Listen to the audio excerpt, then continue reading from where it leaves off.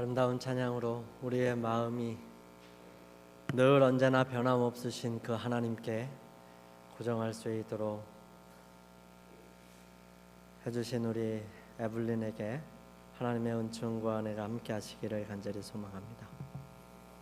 이제 혼자서 처음으로 떨어져서 이제 대학을 다니고 있는 중인데, 이제 대학에 간 지 얼마 안 돼서 또 이렇게 집을 방문했을 때 그냥 가만히 있다가 가는 게 아니라 또 함께 하나님을 찬양하고 할 수 있도록 마음을 써주셔서 정말 감사하고, 그 마음이 늘 하늘까지 이어지게 되기를 간절히 소망합니다.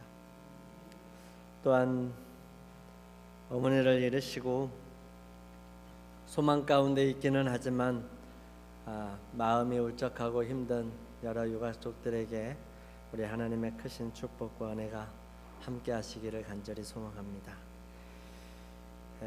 누구보다도 우리 아내를 잃은 우리 장로님이 가장 힘드시지 않을까라는 생각이 들어지는데요. 지난 목요일날 제가 가서 뵀을 때는 덤덤하신 것 같으시기는 한데 계속 눕고 싶어 하시더라고요. 그래서 그런 모습을 바라보면서 많이 힘드셨겠구나라는 생각을 가지게 됐습니다.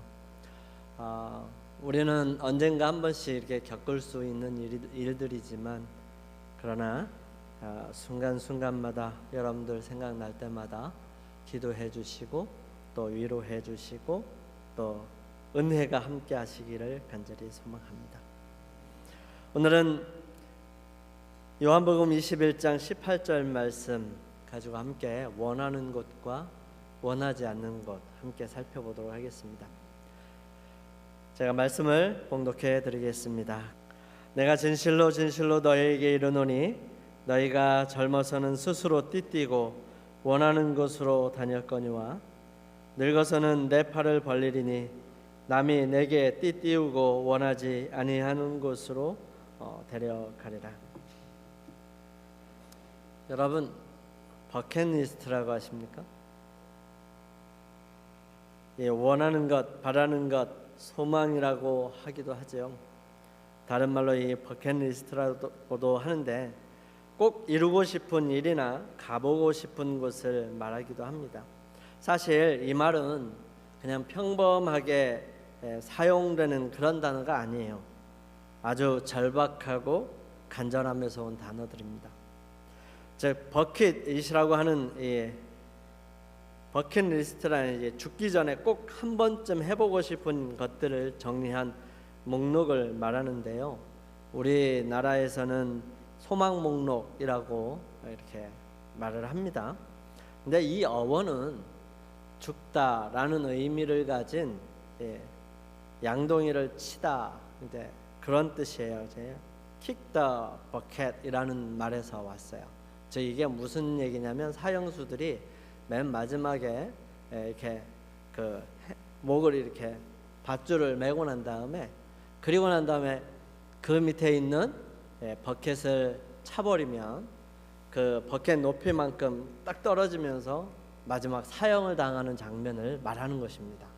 그래서 이 버켓이 딱 없어짐과 동시에 사람은 죽게 되는 거예요. 그래서 그 버켓 안에 담아야 할 것들을 의미하는 내용들이라고 얘기해요. 사실 이것은 죽기 전에 반드시 이루고 싶은 아주 절박한 소원들을 말하는 것입니다.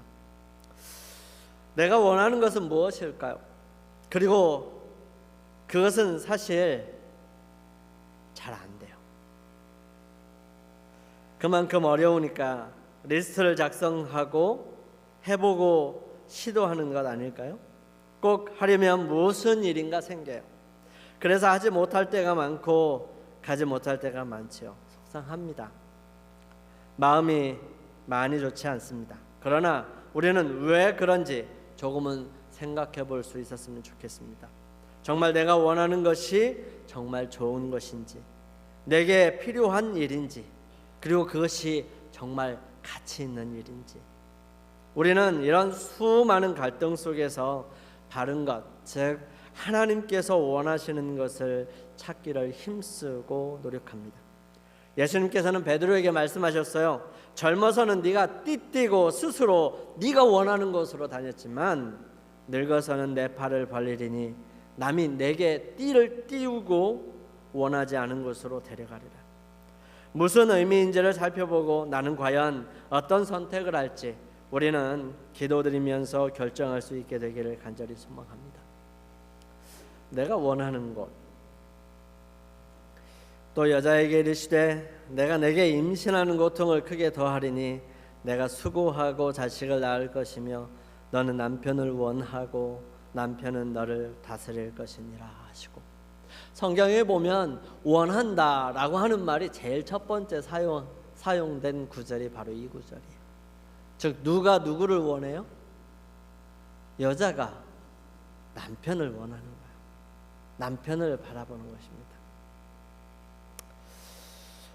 사람에게 원하는 것이 생긴 것이 바로 죄의 결과 때문이라는 것입니다. 즉 그전에는 원하는 것이 없었어요. 왜? 이미 다 채워져 있었기 때문에. 이것을 다른 말로 하면 죄의 결과로 생긴 것이라고 말할 수 있습니다. 또 그 다음에 나오는 원하는 것을 이렇게 설명합니다. 내가 선을 행하면 어찌 낯을 듣지 못하겠느냐? 선을 행하지 아니하면 죄가 문에 엎드려 있느니라. 죄가 너를 원하나 너는 죄를 다스릴지니라. 이 원함이 어디서 오는 거예요? 죄에서 계속 오는 거예요. 사실 이 간절한 소망이나 간절한 바람은 이 죄의 결과로 상실돼 버린 그 중요한 것을 얻기 위해 발동하는 마음의 상태를 말하는 것입니다. 그것을 원한다, 바란다, 소망한다 이렇게 표현하는 거예요. 원하는 것이 생겼을 때에 죄가 세상에 들어오게 된 것입니다. 하나님께서는 필요한 모든 것을 제공해 주셨어요.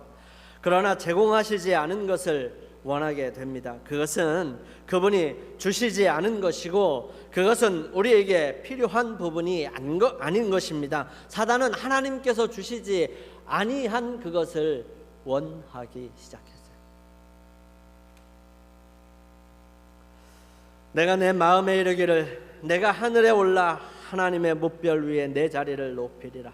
내가 북극 지폐의 산 위에 앉으리라.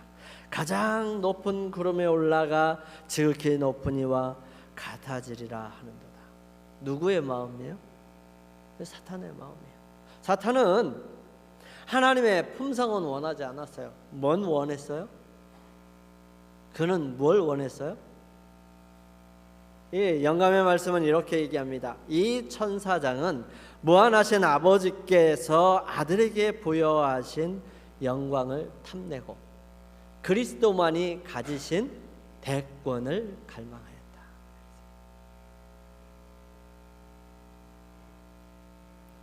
베드로가 원하였던 것은 무엇이었을까요?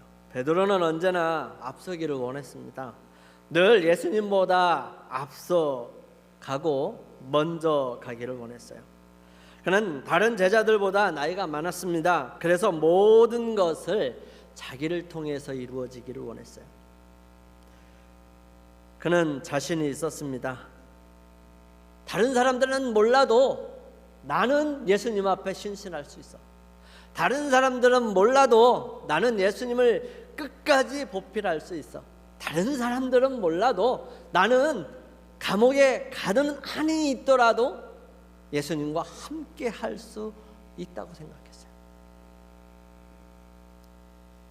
그는 예수님께서 계신 곳을 언제나 따라갔고 그는 그 자리에는 언제나 예수님보다 앞선 사람이었습니다. 내가 원하는 것이 다 좋은 것일까요? 여러분들 원하는 것이 다 좋은 것입니까? 무엇을 가장 원하세요? 항상 좋은 것만은 아닙니다. 이유는 내가 원래 죄 가운데 태어나서 나의 생각과 마음이 죄 가운데 있기 때문에 우리의 바램은 죄로 물들어 있다는 사실을 기억해야 한다는 것입니다. 나는 미래를 알지 못합니다. 그래서 무엇이 내게 필요한지, 이 순간에 어떤 일들이 내게 이루어져야 하는지, 나는 어떤 길을 선택하여야 하는지 잘 알지 못해요. 어떤 것이 정말 좋은 것인지 분명하게 알지 못합니다. 그리고 나는 판단력이 완벽하지 않습니다. 그래서 내가 원하는 것이 항상 좋을 수만은 없었어요. 내가 바라는 것이 항상 내게 이로운 것은 아니라는 것입니다. 내가 원하는 것이, 내가 정말 바라고 추구하던 것이 하나님께서 나에게 주기를 원하시는 그 일이 아닐 수 있다는 사실에 우리는 다시 한번 우리의 마음과 생각을 점검해 볼 수 있었으면 좋겠어요. 그래서 우리에게 예수님이 필요하고 우리를 지도하시는 성령님이 필요한 것입니다. 두 번째, 바뀌었어요. 뭘로 바뀌었어요? 원하는 것에서 원하지 않는 것으로. 왜 바뀌었을까요? 나는 인애를 원하고 제사를 원하지 아니하며 번제보다 하나님 아는 것을 원하노라. 사람들은 많은 순간순간들 속에 이분법적으로 생각해요. 이거 아니면 이거, 이렇게 생각할 때가 많아요. 근데 여기에서 말하는 이것은, 나는 인애를 원하고 제사는 원래 원치 않았어 라는 말을 하는 게 아니에요. 제사도 중요하지만 인애가 더 중요하다. 번제가 중요하지만 하나님을 아는 것이 더 중요하다는 얘기를 말하는 것입니다. 왜 바뀌었을까요? 깨져버렸기 때문입니다. 옛것이 무너졌기 때문이지요. 하나님께서 시련을 허락하시는 이유는 그 시련이 생각을 하게끔 만들어요. 내 원래 기존 생각을 벗어나게 만들어줍니다. 잠깐 멈추게 해서 내가 정말 잘하고 있나? 자신의 이 고정된 관념을 깨고 새로운 생각을 하게 하는 것이 바로 이 충격이고요. 늘 해왔던 방식의 뒤틀림입니다. 안 되니까 다른 생각을 하게 되는 것이죠. 호세아는 평범한 결혼을 하지는 않았어요. 누구를 데려다가 결혼을 했어요? 뭇 사람들을 좋아하는, 나 하나만 좋아하는 사람이 아니라 뭇 사람들을 너무 좋아하는 사람을 데려다가 아내로 삼았어요. 이 고멜이라고 하는 여자가 깨어서 원래 하나님께서 우리 사람들에게 알게 하시기를 원했던 그 일들을 깨닫게 되기를 바랬어요. 여러 번 팔려가서 다시 사오고, 여러 번 주저앉아서 다시 일으켜 세우고, 여러 번 절망해서 그 사람을 다시 데려와 다시 새롭게 하는 것입니다. 생각이 바뀌면 관점이 바뀝니다. 다른 것들이 비로소 보이기 시작하죠. 사람은 누구나 자기만의 색깔이 있다고 하는 말이 있습니다. 이것은 의미 있는 말이에요. 자기 방식과 자기 생각, 자기의 생각의 틀과 범위가 있어서 거기를 벗어나지 않는다는 것입니다. 그래서 항상 내가 원하는, 내가 생각하는 그 틀 안에서 다른 사람들을 보기 때문에 그 틀에서 벗어나지 못합니다. 어떻게 보면 이 틀은 각자 다 다르기 때문에 큰 틀을 가진 사람들이 볼 땐 너무 안타까운 모습들이 보일 거예요. 그러나 더 작은 틀을 가지고 있는 사람들에게는 그것이 이해되지 않는 부분이기도 합니다. 여러분, 우리의 틀을 깨고 하나님께서 우리에게 만들어주시는 틀로 바꿔야 할 필요성이 있어요. 우리는 우리가 가진 틀에서 만족하면 안 돼요.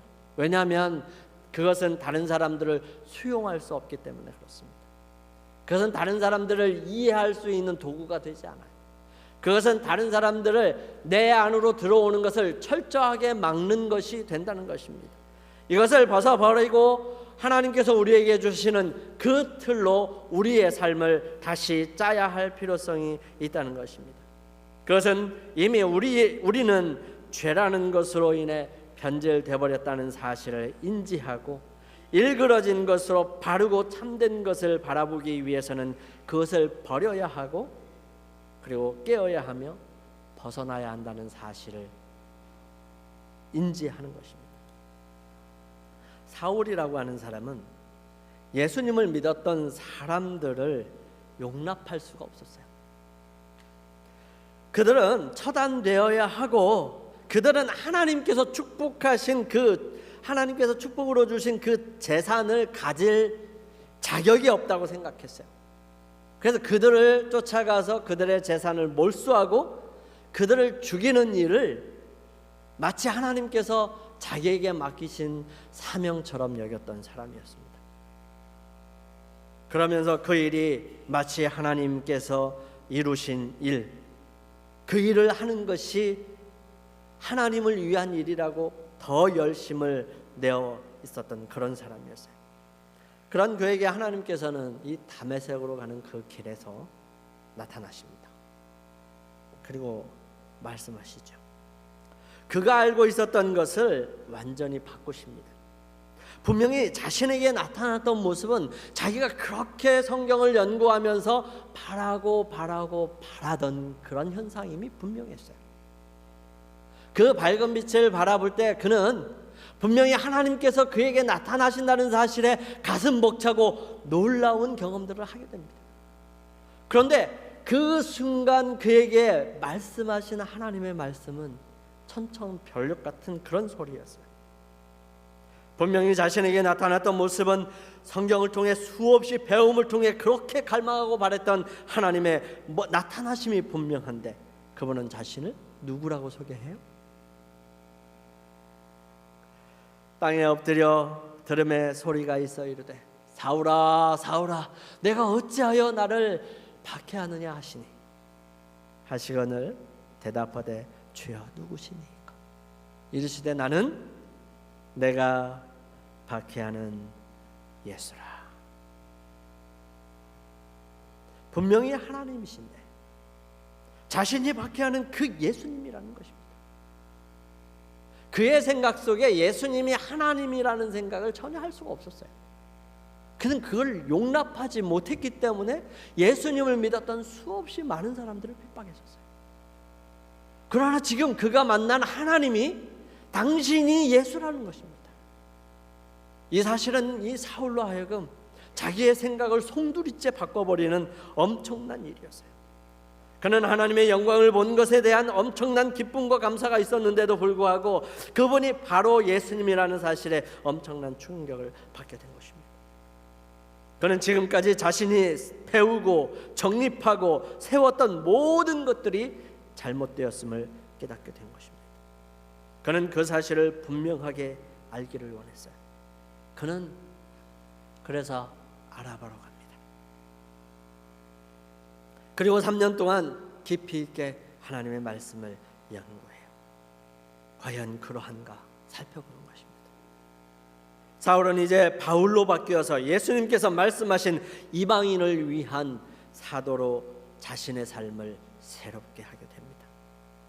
그런 그는 늘 고백합니다. 우리 함께 봉독하실까요? 그러나 내가 나 된 것은 하나님의 은혜로 된 것이니 내게 주신 그의 은혜가 헛되지 아니하여 내가 모든 사도보다 더 많이 수고하였으나 내가 한 것이 아니요 오직 나와 함께 하신 하나님의 은혜로라. 하나님을 만나면 삶이 바뀌는 거예요. 변화되는 거예요. 그대로 있는 게 아니라 완전히 송두리째 바뀌는 것입니다. 회개하면 개혁이 따르는 것이에요. 개혁이 따르지 아니하는 회개는 회개가 아니라 후회에 그친 것입니다. 마음을 살피게 하는 이 날카로운 질문을 하신 예수님의 질문에 베드로는 자신이 회개했는지 안 했는지를 나타내서요. 이것은 우리에게도 필요합니다. 회복하는 일은 악의 근원까지 미치지 않으면 결코 철저한 회복 작업이 될 수가 없습니다. 반복해서 새로 나온 가지가 잘려지지만 이 쓴뿌리가 남아서 싹이 트고 많은 사람을 더럽게 합니다. 죄가 숨어있는 그 밑바닥까지 내려가서 하나님의 임재하시는 빛 가운데서 도덕적 감각은 이 감각은 심판을 받고 또 받아야 한다는 것입니다. 그래서 우리는 철저하게 죄에서 분리된 삶을 경험하지 않으면 안 돼요. 오늘 이렇게 교과 공부하면서 우리 집사님과 함께 나눈 얘기예요. 우리의 마음속에 저변에 깔려있는 생각이 뭐냐면 하나님의 율법은 지킬 수 없다는 생각이 나는 것입니다. 지킬 수 없는 법을 하나님께서 주시지 않으셨어요, 여러분. 하나님의 율법은 지킬 수 있습니다. 단지 신학적인 의미로 온전한 지킴이 되느냐 되지 않느냐는 그 다음 문제예요. 여러분, 우리는 하나님의 계명에 충실하기 위하여 오늘도 우리 자신을 철두철미하게 시험하고 투쟁해서 승리해야 합니다. 아멘 하실 수가 없으시죠? 해야 되는 거예요. 믿음은 하나님께서 요구하시는 그 말씀에 순종하는 것이 믿음이지, 내 생각대로 재해석해서 내 나름대로 생각하는 게 결코 신앙이 아니라는 것입니다. 신앙은 하나님의 말씀대로 따라가는 게 신앙이에요. 여러분, 그거 해석하려고 하지 마세요. 그냥 그 말씀 그대로를 받아들이게 되시기를 간절히 바랍니다. 매일의 생활은 그 작업이 순수한 것인지 아닌지를 증거합니다. 그리고 하나님을 만난 사람은 말투도 변하게 돼 있어요. 우리 하나님을 만난 사람은 생각 자체가 변화됩니다. 여러분, 살아보니까 변화됩니까? 안 변화됩니까? 여러분, 변화돼요? 안 변화돼요? 변화 안 된다고 생각하시는 분들은 그만큼 예수님 앞에 무릎 꿇고 자신을 투쟁하지 않았다는 얘기입니다. 여러분, 솔직하게 인정하셔야 돼요. 여러분, 얼마나 우리의 삶을 변화시키기 위하여 하나님 앞에 눈물을 흘리며 하나님, 부족한 저를 붙들으셔서 저로 하여금 이 일을 이루게 해주십시오라고 기도하셨습니까? 여러분, 우리는 할 수만 있다면 매일같이 이런 일들을 경험해야 해요. 우리는 할 수만 있다면 우리의 삶이 변화될 때까지 그 일들을 멈추지 말아야 한다는 것입니다.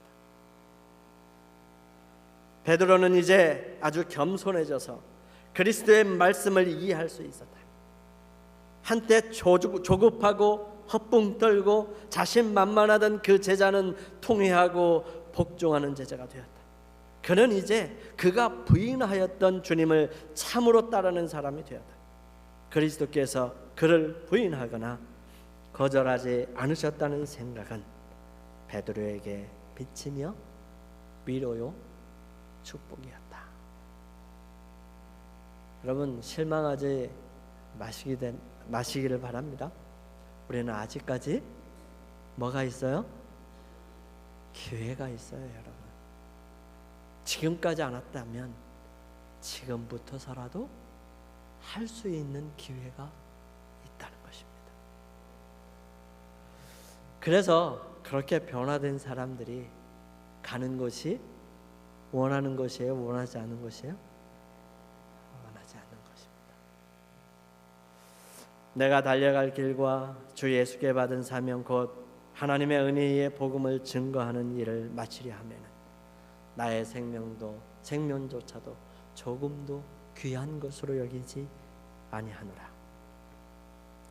바울은 이제 새로운 곳으로의 전진이 필요했어요. 3차 전도 여행을 통해서 참 많은 일들을 경험했었습니다. 근데 그의 마음은 거기에 멈추지 않았어요. 더 원대하게 세상 끝까지 가고 싶었어요. 그때 당시에 세상 끝이 어디예요? 이 바울 당시에 세상 끝이 어디였어요? 근데 미국이 아니었어요. 그때는 미국이라는 존재는 저 전혀 느끼지 못한 시대였었어요. 그때는 어디가 세상 끝이에요? 스페인이 세상 끝이었어요. 그래서 이 바울은 로마를 거쳐서 어디까지? 스페인까지 가고 싶었던 거예요. 근데 그곳을 가려면 로마 황제가 이미 법을 내려서 로마 시민 중에서도 어떤 사람? 정통 시민. 이 시민 외에는 로마에 들어오지 마라고 법을 바꿔버렸어요. 그래서 이 바울이 그곳을 갈 수 있는 방법이 없어져 버린 겁니다. 그래서 그가 선택한 방법은 로마 시민권자면 누구든지 황제에게 항소할 수 있는 권한이 있었어요. 황제에게 항소를 하면 그 사람이 어떤 죄를 지었든지 간에 반드시 어디까지 가야 돼요? 황제 앞에 가야 되는 거예요. 그래서 그것을 사용하기로 결심한 것입니다. 그것이 그의 삶을 얼마나 힘들게 할지, 그의 일들은 얼마나 괴롭게 할지, 그 일들은 얼마나 많은 여러 번에 걸쳐서 죽음을 경험해야 할지 이 바울은 잘 알지 못했지만 각오하고서라도 그 일들을 하기 원했었던 거예요. 그래서 바울은 결국은 어디를 갑니까? 로마에 가는 거죠. 그 로마에 가서 복음을 전하고 더 나아가 세상 끝까지 복음을 전하기를 원한 내가 달려갈 길과 주 예수께 받은 사명을 위해서, 그리고 하나님의 은혜의 복음을 증거하는 일을 마치려 함에 내가 원하지 않더라도 나는 기꺼이 생명조차도 귀한 것으로 여기지 아니하겠다고 말하는 것입니다. 어떻게 이럴 수 있었을까요? 그는 온전히 주님의 은혜를 경험했기 때문입니다. 그것이 그의 삶에 가장 가치 있는 삶이라는 사실을 알았기 때문이에요. 그는 그것 외에 다른 어느 것도 귀하게 보이지 않았어요. 그래서 그는 그에게 죄인이 되면서까지, 죽음을 무릅쓰면서까지도 그것을 가고 싶어 했고, 가기 위해 다 말리는 이 예루살렘으로 가는 것입니다. 갈릴리 호수에서의 예수님을 만난 베드로가 그랬습니다. 이제는 새롭게 되었습니다. 그가 원하지 않던 것, 즉 두려움과 염려가 있지만 이제는 그보다 더 큰 사랑을 맛보고 그곳에 보내시는 하나님을 알게 된 베드로는 이 두 팔을 벌리게 되는 것입니다. 그곳이 아무리 좋지 않더라도, 내가 원하는 곳이 아니더라도 그곳에 가게 하시고 그곳에서 일하게 하신다는 사실을 믿은 것이에요. 그리고 끝내 주님을 따라 희생과 헌신을 기꺼이 하게 되는 것입니다. 그럼 우리가 잘 아는 엘렌 화이트는 그의 남편과 함께 살아갈 때 늘 넉넉한 삶을 살지는 않았어요. 그는 그 다음 아침밥을 먹을 수 없을 만큼 가난에 허덕이셨어요. 그는 이렇게 얘기합니다. 나의 남편은 철도 일을 그만두고 도끼를 가지고 땔감을 자르는 노동일을 찾아갔다. 왜냐하면 그때 돈을 안 주니까 그 일을 계속할 수가 없었던 거예요. 그의 옆구리에 계속적인 통증이 있음에도 불구하고 그는 하루에 50센트를 벌기 위해 이른 아침부터 어두울 때까지 일을 했다고 기록합니다. 심한 통증 때문에 잠을 잘 수가 없어서 몸을 뒤척이는 남편을 바라보면서 우리 용기를 잃지 않고 주님을 신뢰하자고 얘기하면서 기도하고 불평하지 아니하였습니다. 아침에 그들은 밤 동안에 우리를 지켜주신 하나님께 감사하면서 하루를 시작합니다. 그리고 밤이 되면 낮 동안에 우리를 지켜주신 그분께 감사함으로 삶을 마치기도 했어요. 근데 식량이 다 떨어져 버렸어요. 남편과 이 화이트보이는 양식을 얻기 위해서 쓸 돈이 하나도 없는 것입니다. 그래서 이 고용주를 찾아갔어요. 그날은 비가 몹시 오는 날이었었어요. 그런 우중에도 3마일을 걸어가서 양식을 가지고 집에 오는 것입니다.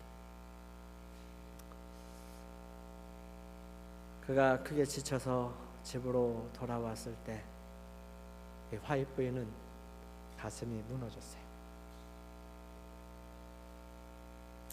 그리고 마음이 너무 어두워졌었던 거예요. 그래서 제일 먼저 떠오르는 생각이 하나님께서 우리를 버리셨다는 것이었다고 고백합니다. 그래서 그는 남편에게 말합니다. 우리가 왜 이 지경까지 되었습니까? 주님께서 우리를 떠나셨습니까? 그리고는 한없이 울었어요. 그날 얼마나 많이 울었던지 기절했다고 표현합니다. 아픈 몸을 이끌고 지친 가운데서도 남편인 제임스 화이트는 아내를 위해서 기도하는 그 기도 소리를 들으면서 한참 뒤에나 깨어나게 된 거예요. 그러나 그는 이렇게 고백합니다. 그러나 우리는 때때로 시련에 들려서 기운이 빠지고 그분과 먼 거리에 놓이게 된다. 고난과 시련은 우리를 예수님께로 가까이 이끌어준다. 용광로는 찢기를 태워버리고 금을 빛나게 해준다 라고 고백합니다. 사랑하는 성도 여러분, 사실 자신의 목숨을 희생하고 헌신하는 것은 세상적인 부분에서는 어리석은 일입니다. 그러나 그것이 얼마나 고귀하고 선한지를 알게 된다면 그렇게 어리석지만 자신을 헌신하고 목숨을 희생하는 것도 복된 일이라고 생각되어지고 기꺼이 맞이하게 되는 것입니다. 그러나 그는 부르심에 순종하기를 주저하지 않았다. 그는 약속의 땅에 관하여 묻지 않았다. 그 토지가 비옥하고 기후가 건강에 적합한지, 그리고 그 지방은 유쾌한 환경을 제공하는지, 재물을 쌓을 기회를 줄 곳인지 묻지 않았다. 함께 읽어볼까요? 하나님께서 말씀하셨으므로 그분의 종은 순종하여야 하였다. 그에게 있어서 이 세상에서 가장 행복한 것은 하나님께서 그로 있기를 원하시는 곳이었다. 아멘. 베드로는 시간이 지나면서 변화가 분명하게 일어났습니다. 면밀하게 실험하시는 예수님의 질문에 대해 한마디 뻔뻔스럽고 자부심이 강한 대답도 나오지 않았어요. 겸비하고 회개한 까닭에 베드로는 양치는 목자로서 그 전 어느 때보다 잘 준비가 되었습니다. 예수님께서는 베드로에게 봉사의 직분을 회복시켜 주시면서 처음으로 그에게 위탁한 사업은 양떼를 먹이는 것이었습니다.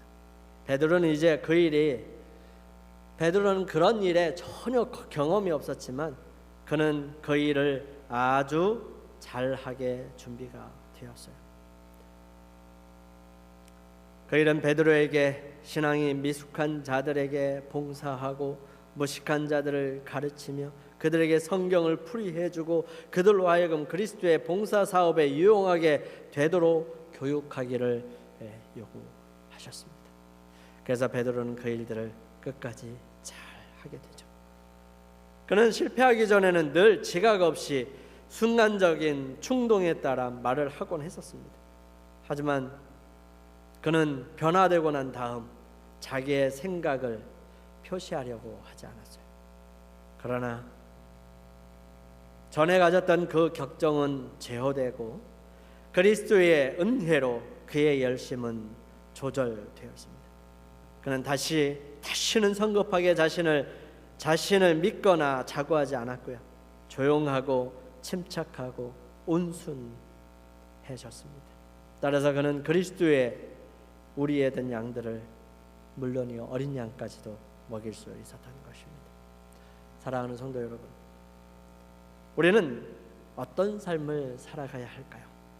내가 원하지 않는 곳이기는 하지만 가야 하는 곳, 내가 원하지 않는 것이지만 해야 하는 것, 내가 바라지 않는 것이지만 하나님의 뜻과 섭리를 바라볼 때 우리는 어떻게 해야 할까요?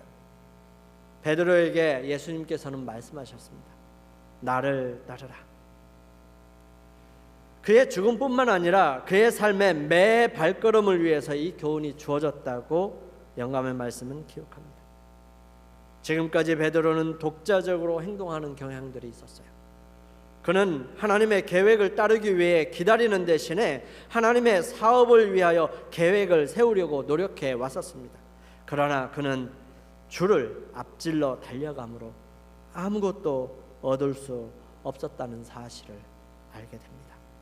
그래서 예수님께서 그에게 명령하십니다. 뭐라고요? 나를 따르라. 나보다 앞장서지 말라. 나보다 앞서 달려가지 마라. 그렇게 한다면 너는 사단의 군대를 혼자서 만나지 않을 것이다. 나로 너보다 앞서가게 하라. 그리하면 너는 원수에게 정복당하지 않을 것이다. 사랑하는 성도 여러분, 주님 앞서 우리는 그 뒤에 따라가는 믿음의 식구들이 되기를 간절히 바랍니다. 그리고 인생의 구비구비에서 여러분 예수님과 함께 승리를 맛보시게 되기를 간절히 바랍니다. 그렇게 승리를 맛보는 여러분들에게 우리 주님께서 축복하시고 함께하시고 능력을 베푸시며 은혜로 함께하실 것입니다. 우리 그런 주님을 간구하는 개인적인 기도를 우리 함께 나누겠습니다. 우리 개인 기도 하시겠습니다.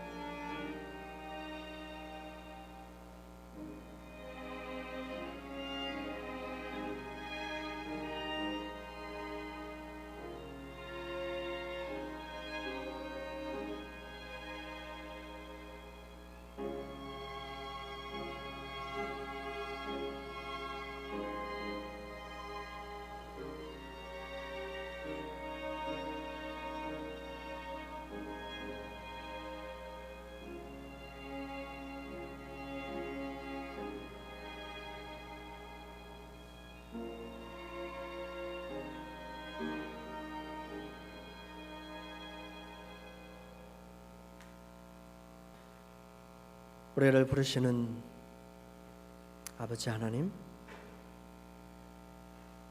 우리의 모습이 보잘것이 없어도 불러주시고 맡겨주심을 인하여 감사를 드립니다. 주님, 이제는 내가 가고 싶은 곳이 아니라 내가 가고 싶지 않아도 주님께서 보내시는 곳, 그곳을 믿음과 용기로 갈 수 있도록 인도하여 주옵소서. 연약하고 부족하지만 주님께서 원하시는 그곳에 저희들 가기를 원합니다. 주님, 그곳이 어떤 곳인지 저희들 잘 알지 못해도 아브라함이 의지하여 따라갔던 것처럼 저희들 또한 주님을 따라갈 수 있도록 역사하여 주시옵소서. 주의 거룩하신 은혜와 능력이 이 교회를 들어오고 나가는 많은 사람들에게 함께하여 주시고, 또 내년도에 직원을 위하여 수고하시는 선거위원들께 주의 거룩하심이 함께하여 주시기를 간절히 소망하옵고, 위로가 필요하고 마음의 상처가 치유가 필요한 주의 사랑하는 자녀들에게 주의 거룩하신 은혜와 길앗 유향과 같은 치유하심이 함께하여 주셔서 주님, 이 세상에 주님의 사랑을 기꺼이 나눠줄 수 있는 여유와 믿음과 용기를 갖게 하여 주시옵소서. 저희들에게 재물을 허락해 주셨습니다. 주신 재물에서 열의 하나와 각종 헌금을 구별하여 주님께 드렸사오니 축복하시고 함께 하셔서 주님의 나라를 확장시켜 주시옵소서. 이제는 온전한 마음으로 자신을 내려놓고 주님께 나아가는 주님의 자녀들에게 원치 않은 그곳이라 할지라도 기꺼이 가고자 하는 주님의 사랑하는 자녀들에게 아버지의 한량없는 사랑과 예수 그리스도의 은혜와 성령의 감화 감동이 함께 하셔서 주님 오시는 그날까지 끝까지 충성되이 살아갈 수 있도록 인도하여 주옵시기를 예수 그리스도의 성으로 간절히 축원하옵나이다. 아멘.